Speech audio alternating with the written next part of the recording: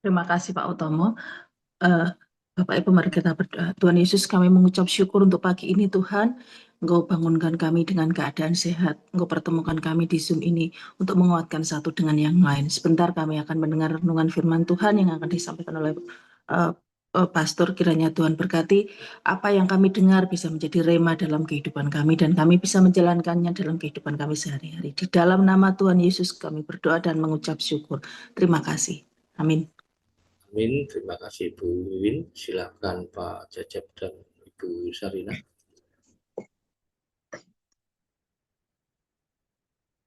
Ayub 39.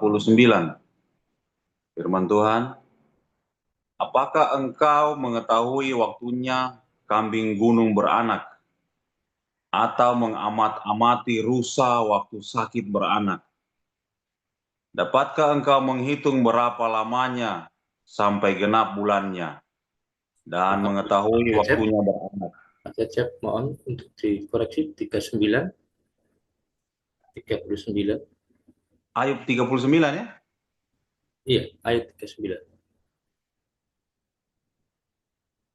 Ayub 39. Ayub 39. Agak beda tadi kalimat. Ayub 39.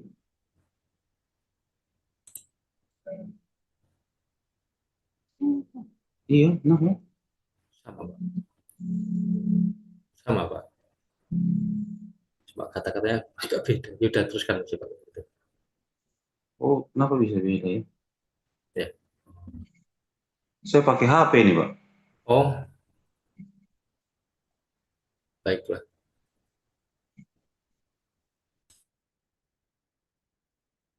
Baik Pak, silahkan teruskan aja Pak. Ayub 39 ayat 1.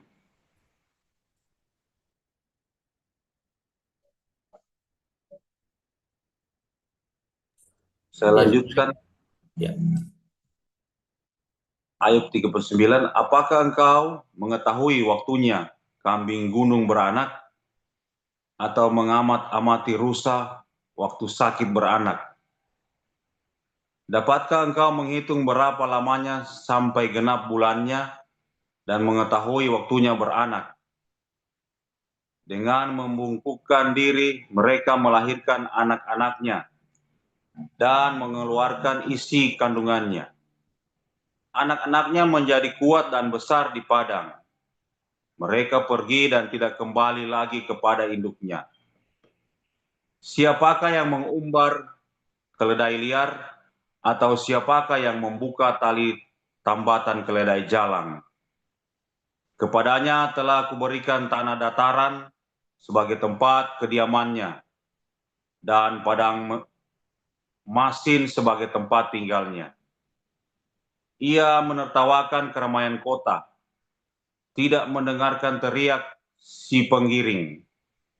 Ia menjelajah gunung-gunung padang rumputnya, dan mencari apa saja yang hijau.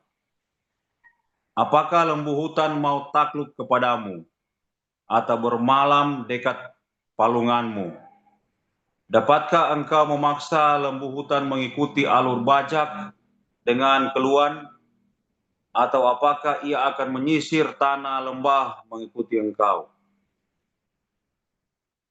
Percayakah engkau kepadanya karena kekuatannya sangat besar, atau kau serahkan kepadanya pekerjaanmu yang berat? Apakah engkau menaruh kepercayaan kepadanya bahwa ia akan membawa pulang hasil tanahmu dan mengumpulkannya di tempat pengirikanmu? Dengan riang sayap burung unta berkepak-kepak, tetapi apakah kepak dan bulu itu menaruh kasih sayang? Sebab telurnya ditinggalkannya di tanah dan dibiarkannya menjadi panas di dalam pasir.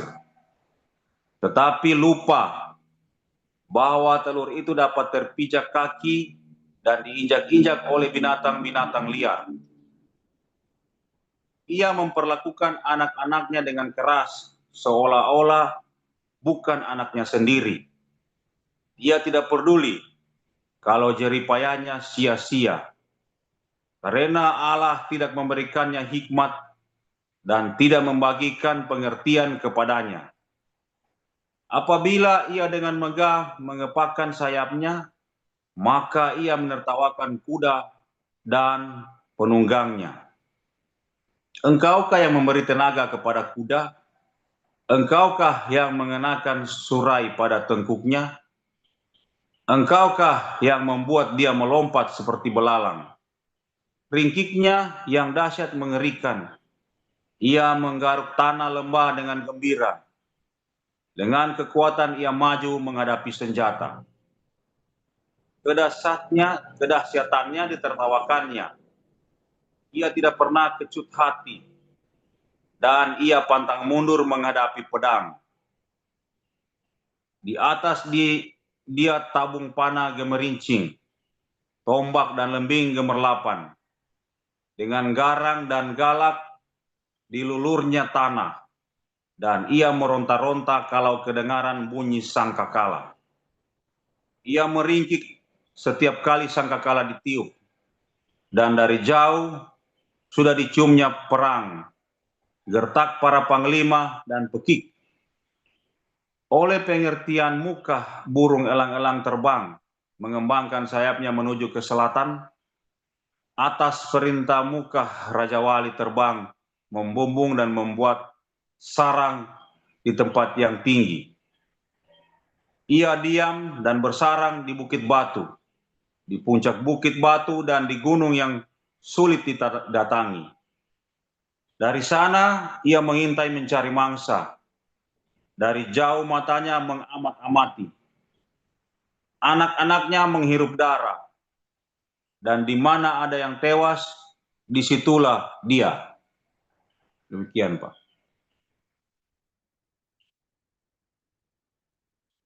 Masih ada. Sisanya masih ada, Pak. Itu yang 34 belum. Coba baca di layar. Baca di layar. Enggak apa-apa.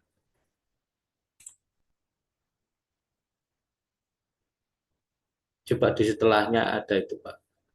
Ayat 40 itu ada kelanjutannya, Pak.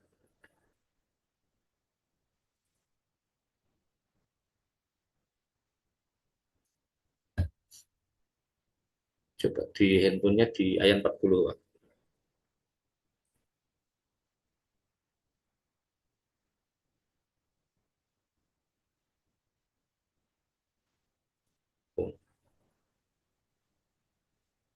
Pak Asep, Pak Cacat bisa dilanjutkan itu. Dibaca yang di layar. Maka jawab Tuhan kepada Ayub,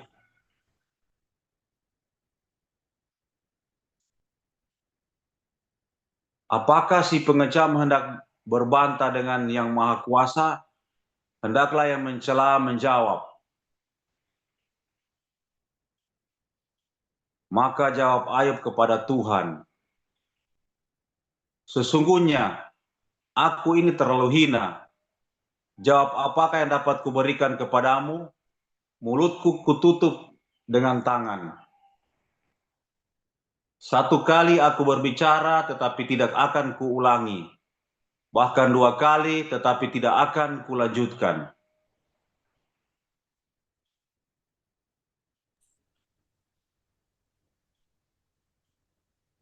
Sudah Pak Cacat. Silakan Ibu Sarina.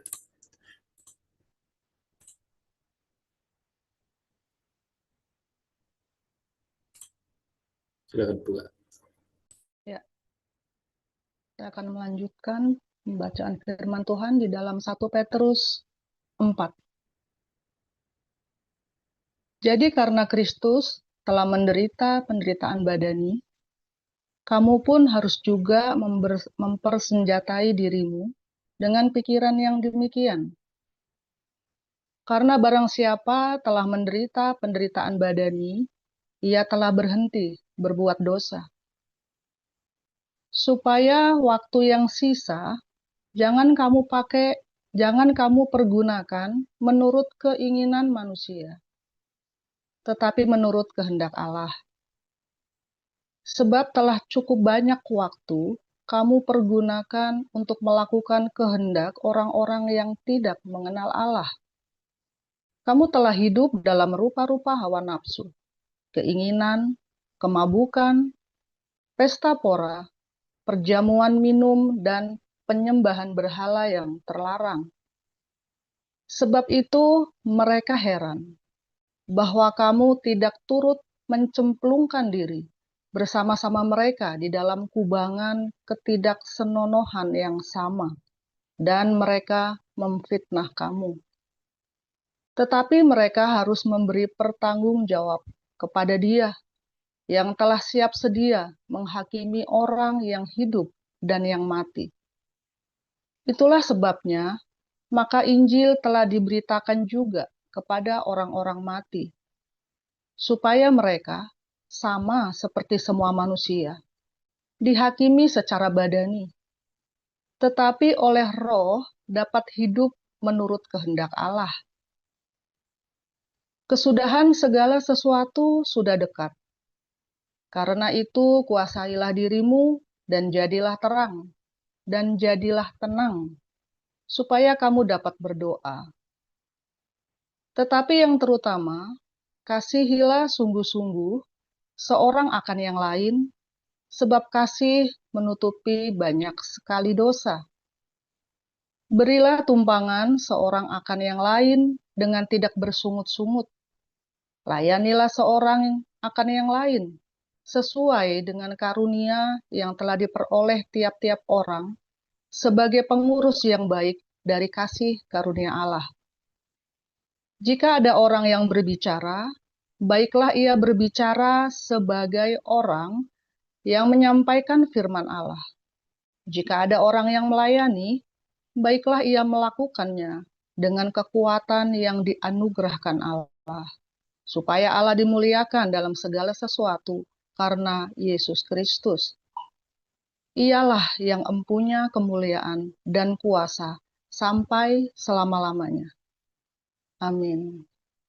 Saudara-saudara yang kekasih, janganlah kamu heran akan nyala api siksaan yang datang kepadamu sebagai ujian, seolah-olah ada sesuatu yang luar biasa terjadi atas kamu. Sebaliknya, bersukacitalah sesuai dengan bagian yang kamu dapat dalam penderitaan Kristus, supaya kamu juga boleh bergembira dan bersukacita pada waktu Ia menyatakan kemuliaannya. Berbahagialah kamu jika kamu dinista karena nama Kristus, sebab roh kemuliaan, yaitu roh Allah, ada padamu. Janganlah ada di antara kamu yang harus menderita sebagai pembunuh, atau pencuri, atau penjahat, atau pengacau. Tetapi jika ia menderita sebagai orang Kristen, maka janganlah ia malu, melainkan hendaklah ia memuliakan Allah dalam nama Kristus itu. Karena sekarang telah tiba saatnya penghakiman dimulai, dan pada rumah Allah sendiri yang harus pertama-tama dihakimi. Dan jika penghakiman itu dimulai pada kita, bagaimanakah kesudahannya dengan mereka yang tidak percaya pada Injil Allah? Dan jika orang benar hampir-hampir tidak diselamatkan, apakah yang akan terjadi dengan orang fasik dan orang berdosa? Karena itu, baiklah juga mereka yang harus menderita karena kehendak Allah, menyerahkan jiwanya dengan selalu berbuat baik kepada Pencipta yang setia. Demikian firman Tuhan. Terima kasih untuk para lektor yang sudah bacakan, Pak Cecep serta Ibu Sarina. Kita akan melanjutkan untuk acara kita. Kita akan naikkan doa terlebih dahulu. Mohon untuk Ibu Wayan untuk berdoa untuk Yayasan Agios. Silakan Ibu. Baik Pak Utama, mari kita berdoa. Terima kasih Bapak, kami bersyukur atas kesempatan pagi hari yang indah ini. kami dapat berkumpul di persekutuan embun pagi untuk memuji, memuliakan nama Tuhan. Bapak, kami akan membawa yayasan-yayasan di komunitas Hagios Internasional, yaitu Damaris, Damar Kasih, Hagios Embun Pagi, Dr. Mesos, LB Hagios, dan penginjilan serta proyek Christian Center di Eropa. Bapak, kami membawa setiap yayasan yang ada untuk Tuhan berkati. Setiap pengurus yang ada, setiap donatur yang ada, kiranya yayasan ini menjadi berkat bagi setiap kami yang membutuhkan. Bapak berkati setiap pemimpin yang di yayasan tersebut. Bapak, kami bersyukur. Terima kasih Tuhan. Haleluya. Amin. Amin. Terima kasih Bu Wayan. Silakan Bu Widayati. Di-unmute. Baik Pak Utomo, mari Bapak Ibu kita bersatu di dalam doa. Tuhan Yesus yang baik, terpujilah Engkau Tuhan. Pagi ini kami berdoa untuk hamba-hambamu yang saat ini mengalami persekusi di dalam melayani Engkau. Tuhan Yesus, kami memohon Engkau memberikan semangat, hati yang penuh hikmat, hati yang teguh, hati yang mengampuni, hati yang selalu bersyukur di dalam keadaan apapun yang terjadi. Biarlah melalui hamba-hambamu ini bisa menjadi saksimu di dalam kehidupannya, sehingga pemberitaan Injilmu semakin diperluas dan banyak jiwa-jiwa baru yang dimenangkan. Tuhan Yesus, Engkau memberkati keluarganya, hamba-hambamu. Engkau melindungi dan mencukupkan setiap kebutuhannya dan masa depan yang cerah untuk anak-anaknya. Doa ini Tuhan Yesus kami serahkan ke dalam tangan-Mu yang penuh kasih. Di dalam nama Tuhan Yesus kami sudah berdoa. Haleluya. Amin. Kami kembalikan Pak Utomo. Terima kasih Bu Widayati. Selanjutnya kita akan dengarkan firman Tuhan dengan judul Diam, Jangan Berisik. Oleh Pastor Paulus. Silakan Pastor. Haleluya, firman Tuhan selalu baru setiap hari jika kita menantikan Tuhan dengan penuh cinta, dengan pengharapan, dan selalu setia, endure, ya, lama, setia itu lama. Jadi nggak cukup sehari, 2 hari, Anda harus setahun, 20 tahun, bahkan 40 tahun seumur hidupmu, saudara ya. Itu yang namanya setia itu seperti itu. Kalau Anda ya 20 tahun, ya baik, 20 tahun mengucap syukur, tiba-tiba 1 tahun Anda ngucet terus ya, ribut terus ya, nah, itu namanya nggak setia. Ya, kalau setia itu terus ya, dan waduh, yang namanya setia itulah, ya, yang namanya setia itulah yang disebut dengan iman. Ya, kalau Anda punya iman, hari ini punya iman, hari ini Anda mengucap syukur, besok enggak mengucap syukur lagi, besoknya lagi enggak lagi, itu namanya bukan iman. Itu namanya kamu mudi. Ya, itu kamu namanya bukan iman, tapi kamu hanya sekedar latah. Ya, bukan iman yang benar. Iman yang benar itu stabil, saudara. Iman itu nggak naik turun. Kalau iman saya naik turun, Pak, itu namanya bukan iman. Kalau iman naik turun itu Pak HW itu loh, iman naik turun tangga itu kan. Karena rumahnya ada lotengnya, tiap hari naik turun Pak Iman itu kan. Nah, itu namanya Pak Iman, bukan iman ya. Kalau iman itu nggak naik turun. Nggak ada iman naik turun ya. Iman naik turun itu karangannya Pak Pendeta. Iman, kalau kamu beriman ya beriman. Ya, Pak Utomo hari ini. Pak, hari ini laki-laki apa perempuan, Pak? Nah, Keter kan, itu namanya bukan iman, saudara. Kemarin saya yakin, Pak, laki-laki, Pak. Hari ini kok saya ragu ya, Pak. Tenang, Pak. Jenggot masih ada, Pak. Pasti laki-laki, Pak. Nah, kan gitu kan. Iman itu nggak naik turun ya, saudara ya. Tapi ketika imanmu goyah, nah itu bukan naik turun, imanmu goyah. Ketika kamu goyah, jangan sampai kamu berubah. Namanya goyah itu sedikit, gitu ya. Kamu selama masif gitu kan. Tapi suatu ketika kamu memang digoncang. Dan itu, iman itu memang digoncang. Sama seperti kalau kamu naruh beras, ya. Kalau kamu nuang barang, nuang batu, ya. Nuang batu di dalam gelas atau dalam wadah, kamu harus goncang supaya mampat. Waktu digoncang itu nggak enak. Dan waktu digoncang itu bukan berarti imanmu lagi turun, bukan. Kamu merasa goncang, itu dimampatkan. Supaya kamu ngerti ternyata kadar iman itu bukan segitu. Ya, kamu isi nih ya.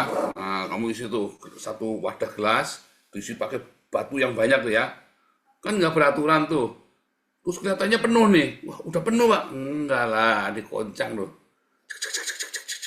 Sampai dia turun tuh. Ternyata segitu tuh kadarmu tuh. Isimu segitu, bukan segini. Ternyata segini. Karena digoncang.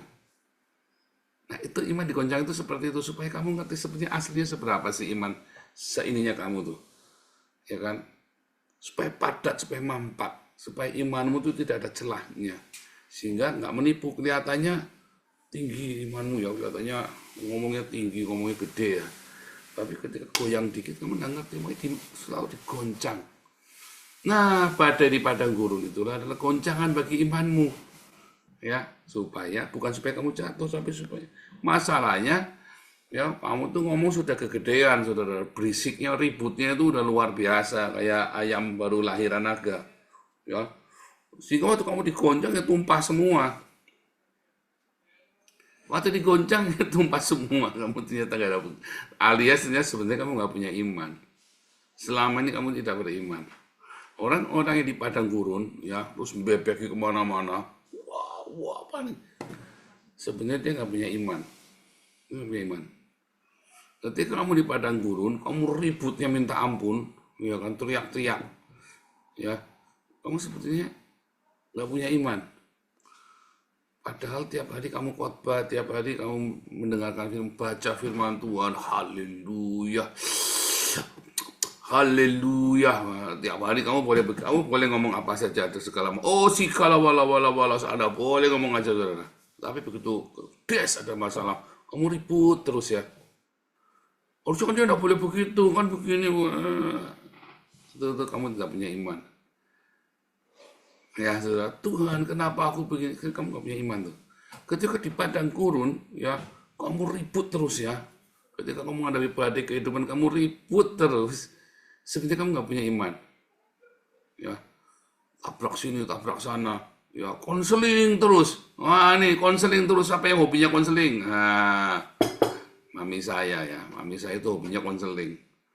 Soalnya kalau konseling, dia bukan lagi supaya minta diteguhkan hatinya, saudara ya. Tapi dia lagi cari pembenaran. Suamiku begini, suamiku begitu, kan aku yang betul kan? Betul nggak? Aku yang betul kan? Nah, siapa yang suka konseling? Kamu lagi suka konseling kan, kamu bukan lagi nyari, bener nggak aku lakukan? Ya kan? Tapi kan, bener kan aku? Kamu bukan bener nggak ya? Tapi bener kan? Bener kan? Gitu. Tahu nggak bedanya? Sama ya katanya bener nggak? Tapi bener nggak? Bener kan? Bener kan? Nah, kamu sedang mencari pembenaran buat dirimu, suamimu yang salah atau istrimu yang salah. Pokoknya kamu sih bener, saudara. Padahal kamu konselingnya sambil nangis-nangis. Tapi sebenarnya kamu lagi bukan mencari supaya Tuhan meneguhkan hatimu melalui hamba Tuhan, melalui saudara seimanmu. Tapi kamu lagi cari pembenaran bahwa orang lain salah, kamu yang benar. Makanya kamu rajin konseling. Iya kan? Semua orang kamu datang. Semua ya. Ketua komsel lah, ketua regional lah, ketua apalah semua, sampai Pak Pendeta, sampai kalau perlu ketua sinode pun kamu minta konseling, saudara ya. Kalau perlu, pokoknya yang paling tinggi siapa? Supaya kamu yakin bahwa kamu yang benar, suamimu atau istrimu yang salah. Ayo ngaku, ketahuan semua kelakuan. Ketika kita konseling, kita rajin konseling ya. Konseling itu satu saja yang kamu percaya. Jangan semua orang kamu ajak konseling. Jangan semua orang kamu ajak wah, ini kan cuma nggak bisa. Semua orang diminta mendoain kamu ketemu siapa? Aduh, doakan ya. Nah, ini dia nih, saudara minta didoakan. Ya, saya dulu pernah cerita kalau enggak ya. Teman saya ini kalau ini ya saudara ya, pengumuman saudara ya. Mohon doakan supaya saya tahun ini bisa berangkat ke Israel, dana terkumpul sudah 20 juta, masih kurang 30 juta. Mohon doakan. Nah, itu namanya dia bukan lagi minta didoakan, tapi lagi minta ditransfer. Tolong kamu tahu diri, saudara. Kalau ada orang nulis begitu, kamu jangan cuma doa, transfer.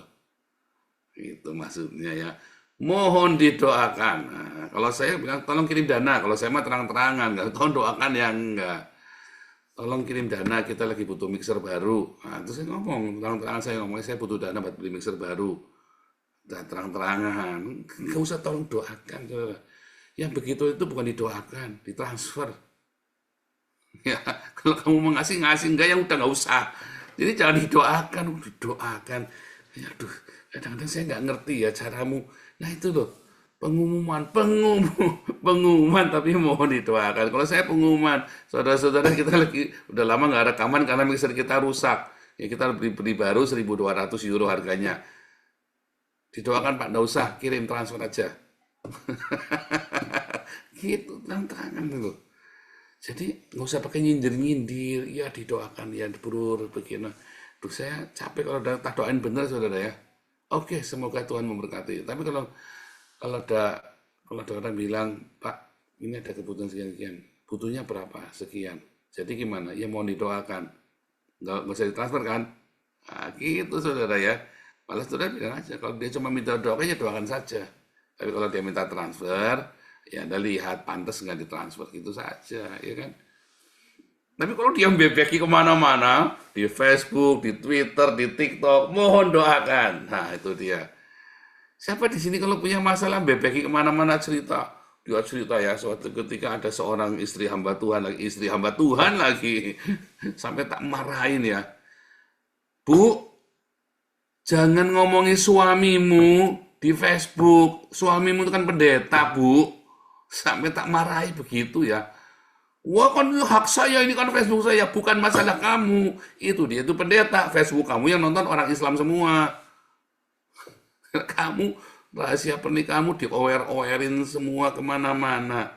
Jangan-jangan kamu juga cerita lagi, hari ini aku pakai BH warna pelangi loh. Gila kamu, semua diower rahasia keluargamu, diower-owerin kemana-mana. Jangan dong, kecuali itu yang kayak yang baik atau yang berujung kebaikan, segala sesuatunya baik. Kamu cerita yang baik. Nah, jangan yang rahasia keluargamu ya. Itu kakak saya itu memang memang tukang itu Pak, tukang nyuri celana dalam Pak. Jangan, hati-hati pas sama kakak saya. Saudara-saudara hati-hati ya. Gila kamu tuh saudara. Jangan kejelekan keluargamu, kamu aware-awarein ya, jangan. Nggak baik, kamu bertengkar, kamu ceritain kemana-mana bebeki gitu ya. Jangan, itu berarti kamu nggak punya iman. Kamu lagi cari pembelaan dari orang banyak kan? Loh, sebenarnya kan kalau kamu lagi menceritakan suamimu atau istrimu di Facebook, kamu tuh lagi cari pembenaran. Kamu lagi cari pembelaan dari orang, kamu tidak lagi cari pembelaan dari Tuhan. Benar nggak? Ayo. Kamu harusnya cari pembelanya sama Tuhan. Bagaimana cara Tuhan membela kamu? Kamu diam aja. Kamu diam. Kalau kamu bebeki kemana-mana, Tuhan tidak akan bela kamu. Percaya saya. Ya, malah Tuhan akan bela musuhmu nanti. Kalau lagi musuhan, saudara ya, jangan jelek-jelekin orang yang lagi musuhan sama kamu. Kalau masalah sudah selesai, kamu cerita. Kalau mau klarifikasi hanya sekali, udah saya bilang bolak-balik. Ya, kalau kamu lagi musuhan sama saya, percaya deh saya tidak akan jelek-jelekan kamu. Nih, semua nih ya, siapa yang dekat sama saya. Kalau kamu lagi ribut sama saya tidak akan jelek-jelekan kamu. Nyindir pun enggak. Nah, jelek-jelekan kan nyindir pun enggak. Prinsipnya, yang buka mulut pertama kali, itu pasti kalah. Loh, beneran. Ya, kalau kamu lagi musuhan sama orang, walaupun kamu yang salah, kamu diem. Walaupun dia yang benar, dia bebeki kemana-mana, dia pasti nanti salah, dia pasti kalah. Aneh ya, ya itu begitulah hukum universal. Ya mau kamu agama Hindu, Kristen, Buddha, Islam, ateis, kamu tukang kedukun, apa segala macam, tidak urusan. Pokoknya kalau kamu ribut sama orang, kamu jangan bebeki, diem. Yang bebeki pertama, mau salah mau benar, dia pasti salah. Yang diem, mau salah mau benar, dia jadi benar tuh. Yang salah pun jadi benar, ya diam, itu ya. Itulah kekuatan dari diam, ya, katanya silent is gold, ya apapun namanya. Tetapi Tuhan berkata, diam, tenanglah. Kenapa? Supaya kamu bisa berdoa. Kalau kamu lagi ribut sama orang, kekiran konflik, mungkin kamu yang benar atau kamu memang yang salah, kamu diam. Tuhan, tolong Tuhan, kok bisa begini jadinya nih? Diam aja. Diam. Ketika kamu ya lagi dalam masalah perekonomianmu bangkrut kemana-mana, kamu cerita satu orang yang kamu percaya atau orang yang memang betul-betul bisa mentorin, membina kamu. Pak, aku harus apa nih sekarang nih? Bukan buat minta duit. Ini orang mah mentorin minta duit, jangan, bukan saudara ya. Bukan minta duit. Kamu datang misalnya sama saya, jangan minta duit. Kamu datang langsung, Pak butuh duit, jangan. Mentorin kira-kira harus apa ya? Doa, saya bilang doanya gimana? Doa puasa. Kamu kali ini jangan minta. Biasanya bertahun-tahun saya selalu kirim kamu, saya kasih uang. Tapi kali ini saya bilang kamu harus doa. Coba dong dites.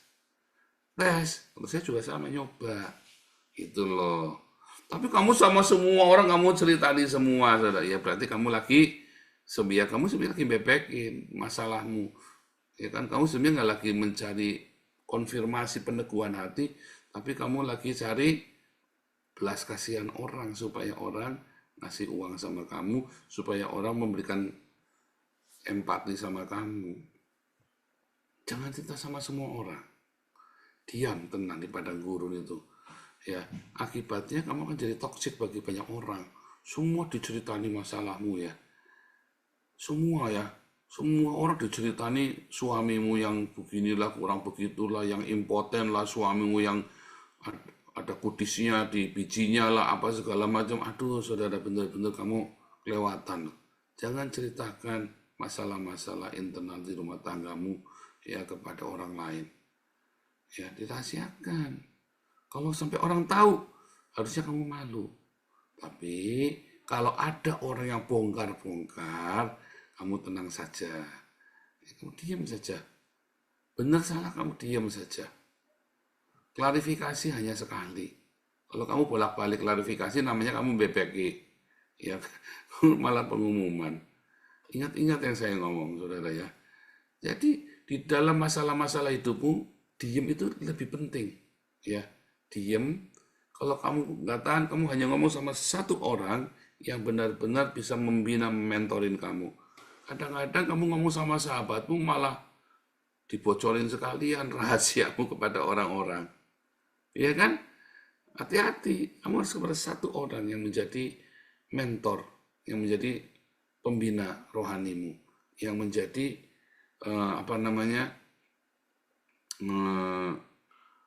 pemimpin, leader dalam grupmu yang bagus.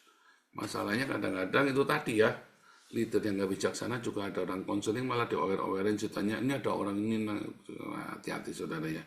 Saya sendiri kalau cerita, saya selalu, kalau cerita yang tidak baik, saya rahasiakan namanya. Kalau ceritanya yang baik, ya saya kasih tahu, ya sebagai satu apresiasi, ya kan. Karena saya meneladani. Tapi kalau yang nggak baik, ya kecuali kalau kita ada yang buat bercandaan itu ya, buat ikonnya itu. Sebenarnya paling penting kamu diem kalau kamu lagi ribut sama orang. Kalau kamu ada masalah, kamu diem. Kamu cerita sama satu orang. Kalau kamu lagi baru bercerai, kamu diem. Kamu kalau dapat diem. Jangan malah pengumuman di media kayak kamu nih sok selebritis. Masalahmu tambah gede nanti. Atau memang kamu kadang-kadang ada orang yang seneng masalahnya tambah gede. Ada ya. Karena kan makin besar masalah, makin besar perhatian dari orang. Iya kan? Loh, baik itu mencaci kamu atau memberikan empati kamu, pokoknya kamu lagi diperhatikan, attention seeker. Kamu lagi cari perhatian. Kamu lagi sakit, kamu ngomong sama satu yang percaya. Nah, dalam ketenanganmu itu, Tuhan akan bekerja. Kamu jadi tahu, Tuhan bicara, kamu dengar. Kamu ribut sama semua yang dicintai. Ya, kamu semua bilang kamu berdoa, iya berdoa. Berdoa, tapi begitu lagi berdoa, ada orang lagi datang, nih aku tak ceritani ya. Berdoa lagi, ini tak ceritani ya. Ini tak ceritani ya. Akhirnya kamu nggak jadi berdoa. Kamu berdoa keras-keras, tapi kamu lagi sibuk mau cari siapa lagi yang tak ceritani ya. Wah, repot. Makanya Tuhan tidak bekerja. Makanya Tuhan tidak memberikan solusi. Makanya kamu kalah terus dalam masalahmu. Karena kamu selalu satu, mencari pembelaan. Bukannya mencari pembelaan Tuhan, tapi cari pembelaan dari orang. Dua, kamu mencari pembenaran. Bukan mencari kebenaran dari Tuhan, tapi cari sibuk membenarkan dirimu sendiri. Ya kan? Yang ketiga, Kamu terlalu sibuk, terlalu ribut sampai kamu nggak dengar Tuhan ngomong apa.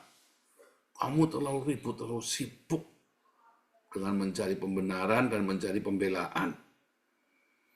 Ya kan? Tapi kalau kamu lakukan cuma satu, diam, tenang. Ya, di padang gurun itu. Nanti kamu lihat kebesaran Tuhan. Kamu lihat ya, ada sesuatu yang baik di semua masalahmu itu. Aku cuma butuh bertahan saja. Ternyata ya, kamu ini ada mengalami banyak sekali masalah. Kamu cuma disuruh diam bertahan. Sebagian besar masalahmu itu kamu cuma disuruh diam bertahan. Belajar. Karena ketika kamu diam bertahan, karaktermu itu dihabisin sama Tuhan. Dibentuk. Ketika kamu difitnah, kamu cuma disuruh diam. Ketika kamu, tapi nggak tahan Pak. Waduh, jangan saudara. Ya, ini ngomong Pak. Ya sudah ngomong sekali saja. Kalau kamu lagi ada masalah. Itu sebenarnya pembentukan karakter. Makanya saya setiap kali ada masalah tahun ini ada fitnah apa, haleluya. Pasti mau diberkati. Selama respon saya benar, pasti naik kelas. Naik kelas selalu, naik level ya. Bahwa berkat, kalau namanya naik level, selalu bukan cuma berkat dalam rohanimu, dalam rohmu, dalam karaktermu bertumbuh. Setiap kamu naik level, berarti kamu dipercaya dengan berkat-berkat jasmani lebih lagi. Itu begitu rumus universal. Setiap karaktermu naik kelas, maka selalu ada berkat-berkat jasmani juga ikut bersama dengan kenaikan kelasmu. Rewards. Ya entah mengapa ya begitu. Karena kalau kamu dikasih berkat, kamu karakter yang nggak naik kelas, wataknya kamu, rohnya kamu nggak naik kelas, maka berkat ini akan menjadi bumerang buat kamu. Tapi kalau kamu karakternya makin bagus, berkatnya makin tambah, jangan takut. Maka hatimu tidak akan melekat pada hartamu. Tapi kalau karaktermu tidak baik dan kamu diberkati, ya hatimu akan melekat pada hartamu. Kamu pikir tuh harta itu kamu yang nyari sendiri dengan kekuatanmu sendiri. Ketika kamu mengalami kerugian, diambil atau apa, kamu bisa misu-misu tuh. Kamu bisa dendam kesuma tuh. Tapi kalau kamu tahu ya, karaktermu makin naik, kamu diberkati makin banyak, kalau sampai ada apa-apa diambil sama orang, kamu tetap bisa mengucap syukur, Tuhan yang memberi, Tuhan yang mengambil. Aku terlahir tanpa apa-apa, pulang tanpa apa-apa. Itu orang Islam nyontek dari kitab sucinya kita ya. Ya. Dari debu kembali kepada debu. Itu ngambil dari kitab sucinya kita semua tuh orang Islam tuh. Ya, jadi mulai hari ini diam, tenang. Kalau ada masalah, tenang. Ustaz, kalem. Masalahnya tetap ada, masih tenang saja. Masalahnya tetap ada di situ, nggak kemana-mana. Kamu yang tuh tenang. Kalau kamu lari, masalahnya ngejar. Mengapa kamu selalu dikejar-kejar masalah? Karena ketika ada masalah, kamu panik, kamu lari-lari ke sana kemari. Makanya masalahnya ngejar-ngejar sambil ngejar-ngejar kamu, sambil nabrak sana sini. Tapi kalau kamu tenang, ya masalahnya diam aja di situ. Makin kamu tenang, ya udah dia diam saja di situ. Aneh ya? Yang nangkap katakan amin ya. Kalau kamu punya masalah, terus kamu lari, masalahnya ngejar, makanya kamu dikejar masalah itu namanya. Tapi kalau kamu punya masalah, kamu duduk tenang. Ya sudah, masalahnya di situ saja. Ada nggak? Ada. Ganggu nggak? Ya enggak, sama-sama duduk, sama-sama tenang. Nah, itu filosofi menghadapi masalah. Kalau kamu tenang, ya tetap tenang. Terus kamu dalam tenangmu, kamu bilang, terima kasih Tuhan, Engkau baik. Terima kasih Tuhan, Engkau selalu baik, dan kapanpun Engkau selalu baik. Ya kan? Jangan ditengking masalahnya, diemin saja. Pergi sendiri dia. Kalau kamu tenang, tinggal percaya sama Tuhan. Ya, dalam tinggal tenang dan percaya, terletak kekuatanmu, kata Tuhan. Tapi kamu enggan, kamu ingin berlari, naik kuda, tambah diuber-uber sama masalahmu, katanya Tuhan kan. Dalam tinggal tenang dan percaya terletak kekuatanmu. Diamlah, tenanglah supaya kamu bisa berdoa. Dalam ketenangan kamu dengar suara Tuhan, kamu lihat kebesaran Tuhan di dalam masalahmu itu. Loh, ada Tuhan di sana. Gitu. Tapi kalau kamu ribut, kamu tidak menyadari. Kamu cuma ngeliatnya setan. Nggak taunya setannya ya kamu sendiri. Ya kan? Loh, setan yang paling takut itu bukan genderuwo, kuntilanak, pocong. Setan yang paling menakutkan ya kamu itu. Iya kan? Iya kamu. Tapi jangan khawatir. Kalau kamu serahkan segala keinginanmu, segala ambisi, segala pergumulanmu kepada Tuhan, kamu lihat di kaca lagi, kamu lihatnya malaikat. Iya kan?